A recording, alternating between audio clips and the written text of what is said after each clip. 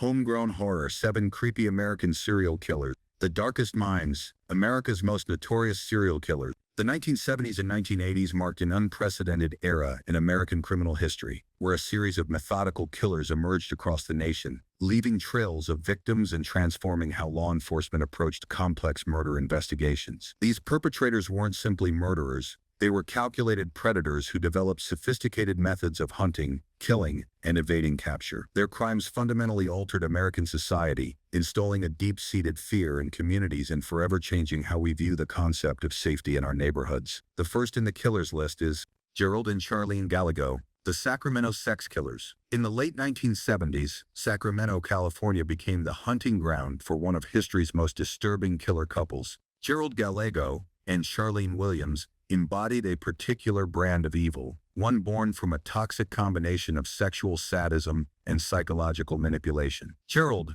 born to a convicted murderer who died in Mississippi's gas chamber, carried a genetic legacy of violence. His criminal record began in his teens, escalating from petty theft to sexual assault, before he met 23-year-old Charlene Williams. Charlene, despite her middle-class upbringing and above-average intelligence, fell deeply under Gerald's influence. Their relationship quickly evolved into a shared psychosis, with Gerald's sexual fantasies becoming their joint mission. Between September 1978 and November 1980, they kidnapped, raped, and murdered 10 victims, most of them teenage girls. Their method was consistent. They would cruise shopping centers and schools in their van, looking for young females they called perfect sex slaves. The murders began with Rhonda Scheffler and Kippy Vaught, both 17, who were shopping at Sacramento's Country Club Plaza. The Gallegos lured them into their van with promises of marijuana. What followed was 16 hours of sexual torture before Gerald shot both girls in the head. Their bodies were found in rural Nevada,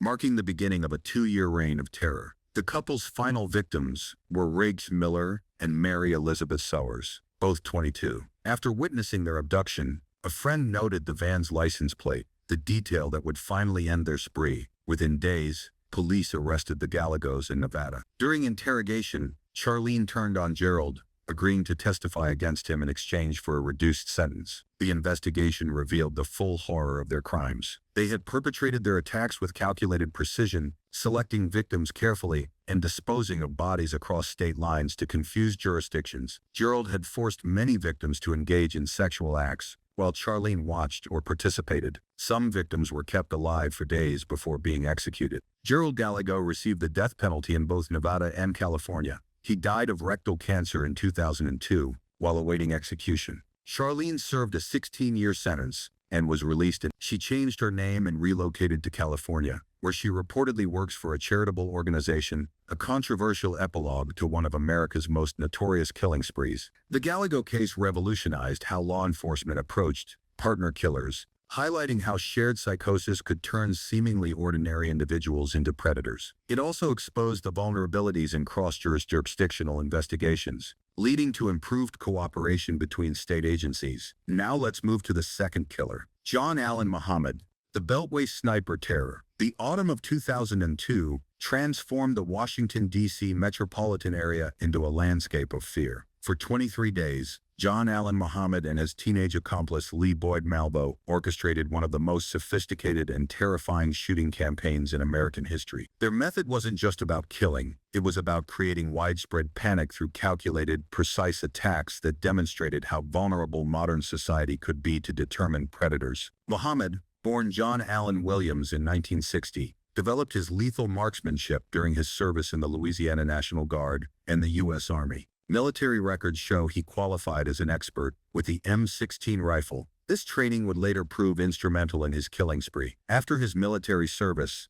a series of failed relationships, troubled business ventures, and a bitter custody battle pushed him toward radicalization. The final trigger appeared to be losing custody of his children, which preceded his meeting with Lee Boyd Malvo in Antigua. Malvo, only 17 at the time of the shootings, became Muhammad's protege through a complex process of psychological manipulation. Muhammad posed as a father figure to the troubled teenager, training him in weapons and indoctrinating him with his extremist worldview. Together, they modified a 1990s Chevrolet Caprice, creating a mobile sniper's nest by cutting a small hole in the trunk. This engineering allowed them to fire undetected from inside the vehicle. then drive away without arousing suspicion. Their killing spree began on October 2, 2002, when they shot James Martin in a grocery store parking lot in Wheaton, Maryland. Over the next 3 weeks, they killed 10 people and critically wounded 3 others. Their victims were seemingly random: a man mowing his lawn, a woman reading on a bench, people pumping gas. This randomness intensified public fear, as anyone doing everyday activities could become a target. The investigation became one of the largest in American law enforcement history, involving multiple federal agencies and police departments across several jurisdictions. The killers taunted authorities, leaving tarot cards at crime scenes and demanding money to stop the killings. Their sophisticated approach to evading capture included using voice-altering technology for phone calls and timing their attacks to avoid traffic cameras. Law enforcement's breakthrough came through a combination of forensic evidence, eyewitness accounts, and ballistic analysis. The final piece was a fingerprint match from a previous crime in Montgomery, Alabama, linking Malvo to a shooting there. On October 24, 2002, police found Muhammad and Malvo sleeping in their Caprice at a rest stop in Maryland. The vehicle contained the modified trunk, the Bushmaster XM15 rifle used in the shootings, and maps marking their attack locations. During their trials, the full extent of Muhammad's influence over Malvo became clear. Psychological evaluations revealed how Muhammad had systematically broken down Malvo's personality and rebuilt it according to his own twisted ideology. The court sentenced Muhammad to death. He was executed by lethal injection in Virginia on November 10, 2009. Malvo received multiple life sentences without parole, though recent Supreme Court rulings about juvenile offenders have opened the possibility of eventual release. The Beltway sniper case fundamentally changed how law enforcement approaches active shooter situations and serial killings. It demonstrated the potential for mobile killing operations and the challenges of coordinating multi-jurisdictional investigations. The case also led to improvements in emergency response protocols and public communication during crisis situations. The third one is Robert Hansen, the wilderness hunter. Alaska's vast wilderness has long concealed dark secrets, but few as disturbing as those of Robert Hansen. Between 1971 and 1983, Hansen transformed the Alaskan wilderness into his personal hunting ground, combining his skills as an experienced outdoorsman with a methodical approach to murder that challenged conventional investigative techniques and exposed the vulnerabilities of women in isolated communities. Hansen's background provided perfect cover for his crimes. A respected bakery owner and family man, he maintained a seemingly normal life in Anchorage, while hunting young women with the same precision he used to track game. His extensive knowledge of bush piloting and hunting made him uniquely capable of disposing of victims in remote locations where discovery was unlikely. This expertise wasn't coincidental. Hansen had spent years developing his outdoor skills, earning multiple hunting awards and maintaining a legitimate reputation in the sporting community. His victim selection pattern revealed calculated precision. Hansen primarily targeted dancers and sex workers from Anchorage's red light district, correctly assuming their disappearances would generate minimal police interest. He would offer them large sums of money for private photography sessions, flying them to remote cabins in his private plane. Once isolated, Hansen would reveal his true intentions, often restraining and assaulting his victims before beginning what he later described as the real hunt. The murders followed a consistent pattern. Hansen would release his victims into the wilderness, giving them a brief head start before tracking them through the dense Alaskan forest. Armed with a hunting rifle, he pursued them until exhaustion or terrain trapped them. Many victims were found with precision shots, indicating Hansen's skill as a marksman. He buried some bodies in shallow graves, while others he left exposed to the elements. Knowing Alaska's harsh environment would complicate forensic investigation, the investigation gained momentum in 1983, when victim Cindy Paulson escaped, providing police with detailed information about Hansen's methods. Her testimony revealed crucial details about his private plane, his bakery business, and the specific locations he used for his attacks. Criminal profiler John Douglas developed a remarkably accurate profile, describing the killer as an experienced hunter with a history of rejection by women and a legitimate business providing cover for his crimes.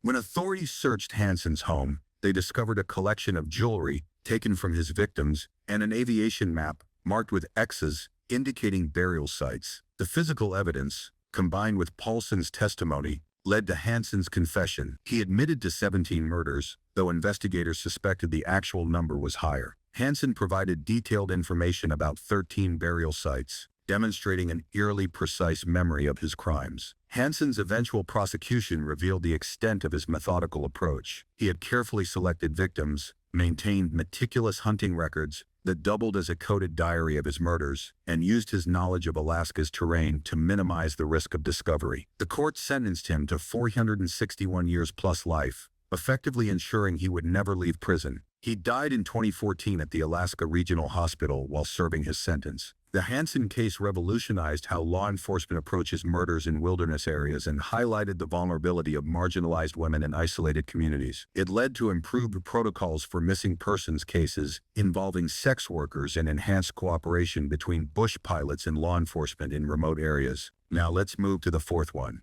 Dean Corll. The Heights Horror. The Houston Heights district of the early 1970s presented a facade of suburban tranquility that masked one of America's most brutal serial killing operations. Dean Corll, alongside teenage accomplices David Brooks and Elmer Wayne Henley, orchestrated a series of murders that claimed at least 28 young victims and exposed how easily predators could exploit community trust and social vulnerability. Corll's position as a factory worker at his family's candy company provided him with both cover and access to potential victims. The Houston Heights community knew him as the generous candy man who frequently gave free sweets to local children. This reputation, combined with his involvement in youth organizations, created a false sense of security that he expertly manipulated. Behind this carefully constructed image, Corll developed a sophisticated system for luring, torturing, and disposing of his victims. His methodology centered on using teenage accomplices to procure victims. David Brooks, whom Corll began grooming at age 12, became his first accomplice in 1970.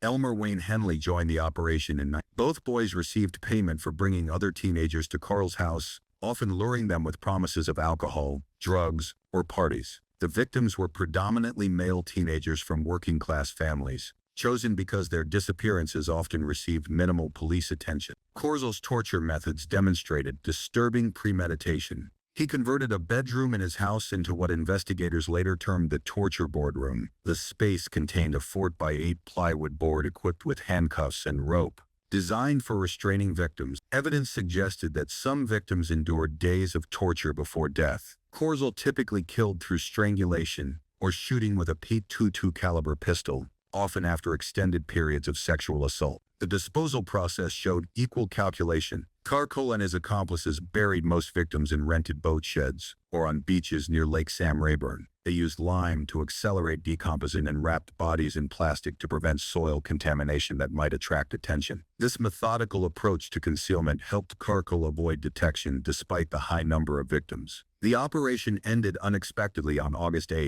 1973, when Henley shot and killed Corll during a confrontation. Henley had brought a female friend to Corll's house, violating the killer's male-only victim pattern. When Corll threatened to kill them both, Henley used Corll's own gun to end his former mentor's life. In the aftermath, both Henley and Brooks provided detailed confessions that led police to multiple burial sites. The subsequent investigation revealed systemic failures in law enforcement's approach to missing persons cases. Many victims' families had reported their children missing, but police often dismissed these reports as routine runaway cases. The discovery of multiple victims in single burial sites demonstrated the scale of Corll's operation and the effectiveness of his concealment methods. Both accomplices received life sentences for their roles in the murders. Their testimonies provided crucial insights into how predators can manipulate young accomplices and exploit social vulnerabilities. The case led to significant reforms in how law enforcement handles missing persons reports, particularly involving young people from working-class backgrounds. Now it's turn to the fifth killer, Kristen Gilbert, the medical murderer.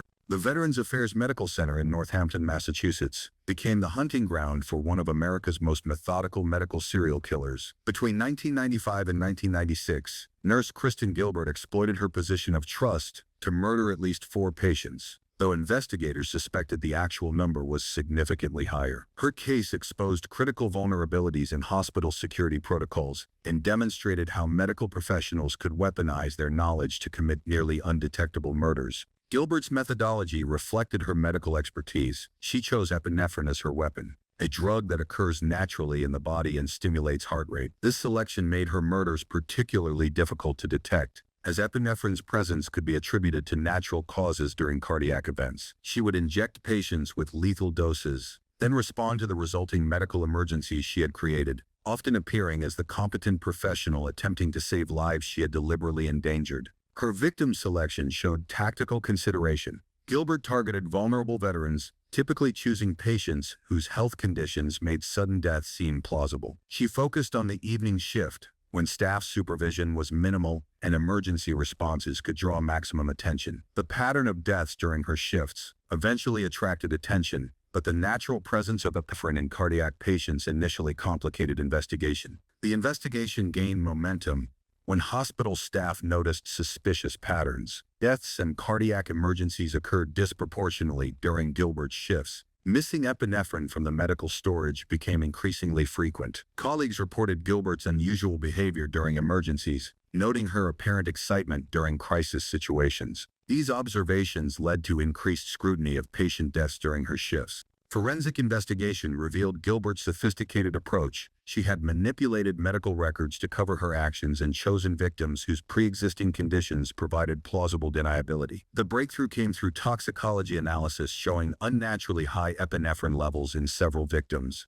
This evidence, combined with statistical analysis of death rates during her shifts, provided prosecutors with a compelling case. The trial exposed the full scope of Gilbert's activities. Prosecutors presented evidence of 4 murders and 2 attempted murders, though investigators suspected she was responsible for as many as 80 suspicious deaths. The court heard testimony about Gilbert's fascination with emergency responses and her relationship with a hospital security guard, suggesting she created medical crises to attract attention and appear heroic. Gilbert received life imprisonment without parole in 2001. Her case led to significant reforms in hospital security protocols, particularly regarding the tracking of emergency medications and the investigation of suspicious death patterns. The Veterans Affairs Medical Center implemented new monitoring systems for medication access and enhanced scrutiny of emergency response patterns. The Gilbert case fundamentally changed how healthcare facilities approach internal security. It demonstrated the need for better monitoring of staff behavior patterns and more rigorous investigation of suspicious death clusters. The case also highlighted the importance of listening to staff concerns about colleague behavior and establishing clear protocols for reporting suspicious activities in medical settings. The sixth killer, John Wayne Gacy, the killer clown, a quiet suburb of Norwood Park, Illinois, became the stage for one of America's most chilling serial killers. Between 1972 and 1978, John Wayne Gacy, a contractor and part-time performer known as Pogo the Clown, murdered at least 33 young men and boys. Beneath his public persona as a community figure lay a predator whose crimes exposed the fragility of trust and the horrifying potential of deception in plain sight. Gacy's methods were as calculated as they were brutal. He exploited his charm and authority, luring victims with offers of work, money, or shelter. Once inside his home, he employed a disarming ruse, a magic trick with handcuffs, demonstrating the device on himself. Before convincing his targets to try, the moment they were restrained, his pretense shattered, giving way to prolonged torture and strangulation with a rope or board. His approach relied on betrayal, turning a moment of trust into a trap from which there was no return. His victim selection revealed a predator's precision. Gacy targeted vulnerable young men, runaways, hitchhikers, or Roys on the fringes, whose disappearances might draw less immediate scrutiny. He operated from his unassuming ranch-style house, often striking when his wife and children were absent. Many victims were buried in the crawl space beneath his home, a grim efficiency that kept his crimes concealed while he maintained his outward normalcy as a respected local figure. Suspicion took years to coalesce. Young men vanished without clear patterns, their absences often dismissed as voluntary. But in December 1978, the disappearance of 15-year-old Robert Peast shifted the tide. Peast had last been seen meeting Gacy about a job. Police began surveillance, noting Gacy's erratic behavior, his late-night drives, his casual disposal of items in the Des Plaines River. Colleagues and neighbors whispered about his oddities, from his controlling demeanor to the persistent stench wafting from his property. The investigation broke open with a search warrant. On December 25, 1978, authorities entered Gacy's home and encountered the unmistakable odor of decay. Beneath the floorboards, in the crawl space, they uncovered a mass grave, 26 bodies in varying states of decomposition. 3 more were later found in the river, and 4 others were traced to earlier burials. Forensic analysis confirmed strangulation as the cause of death, with evidence of prolonged suffering in many cases. Gacy's own admissions, delivered with chilling detachment, sealed the scope of his atrocities. The trial laid bare the extent of his depravity. Prosecutors presented 33 confirmed murders, though Gacy hinted at more. Survivors testified to near escapes, recounting his manipulative ploys and sadistic glee. His dual life, as a jovial clown and a merciless killer, captivated and horrified the public. In March 1980, he was convicted and sentenced to death, a verdict that ended with his execution by lethal injection. In 1994, after 14 years of defiant appeals and clown-themed artwork from death row, Gacy's reign of terror prompted lasting changes. His ability to kill undetected for years exposed gaps in missing persons investigations, particularly for marginalized groups. Law enforcement agencies adopted stricter protocols for tracking disappearances and cross-referencing patterns. Communities grappled with the realization that predators could hide behind familiarity, leading to heightened vigilance in suburban enclaves like Norwood Park, where his home was raised, but its legacy endures. The Gacy case reshaped how society views trust and safety. It underscored the need for better coordination between local authorities and the importance of heeding subtle warnings, unexplained odors, erratic behavior from those closest to a suspect. His painted clown face remains a symbol of betrayal, a reminder that evil can thrive not in shadows, but in the open masked by a smile. Now let's move to the seventh one, the Oakland County child killer, the babysitter who never got caught. Between 1976 and 1977, Oakland County, Michigan, became the hunting ground for an unidentified predator known as the Oakland County child killer, or the babysitter. During this period, the killer abducted and murdered at least 4 children, though the true toll remains uncertain. The case exposed critical vulnerabilities in community safety measures and demonstrated how a methodical offender could exploit trust and evade detection, leaving a legacy of unresolved terror. The killer's methodology reflected a calculated approach. They targeted children aged 10 to 12, abducting them from public spaces during routine activities, walking home, running errands, or stepping out briefly. Victims were held for days, restrained and subjected to prolonged captivity before their deaths, with causes ranging from asphyxiation to gunshot wounds. Afterward, the bodies were meticulously cleaned, dressed in fresh clothes, and staged in visible locations, suggesting a ritualistic need to maintain control, even posthumously. Victim selection showed tactical precision. The killer chose ordinary children from stable homes: Mark Stebbins, Jill Robinson, Christine Mihelich, and Timothy King, whose disappearances defied predictable patterns of vulnerability. Mark, 12, vanished on February 15, 1976, from an American Legion hall, his body found 4 days later in a parking lot.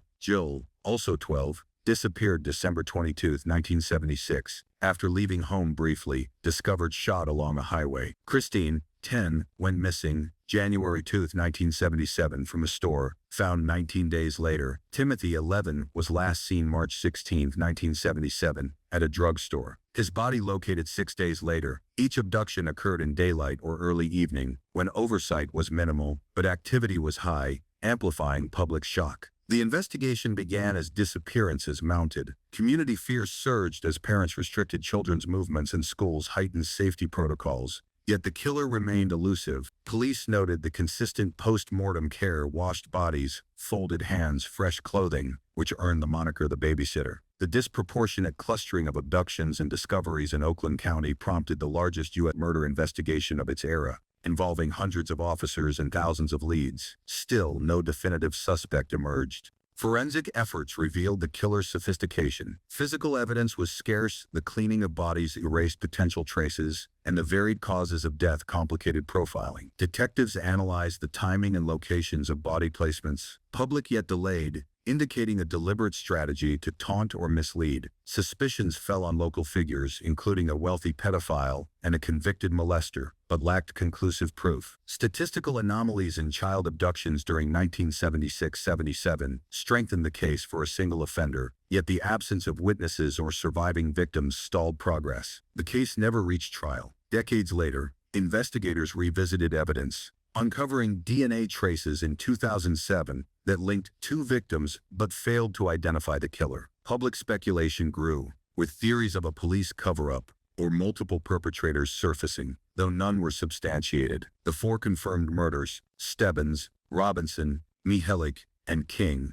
stand as the core of the investigation, but some estimate up to 7 deaths could be connected. No one was charged, and the killer's identity remains unknown. The Oakland County child killer case left a lasting mark on regional safety measures. Law enforcement implemented broader child protection initiatives, including enhanced tracking of missing persons and public awareness campaigns like Stranger Danger. Communities adopted stricter monitoring of public spaces, and police protocols shifted to prioritize rapid response to abductions. The investigation's scale set a precedent for multi-agency collaboration in unsolved cases. The OCCK case fundamentally altered perceptions of suburban security. It underscored the need for proactive surveillance of child-targeted crimes and rigorous follow-up on suspicious patterns. The lack of resolution, whether the killer died, moved, or simply stopped, continues to fuel debate and vigilance, a reminder that some threats persist beyond detection. Conclusion: the darkness that never dies.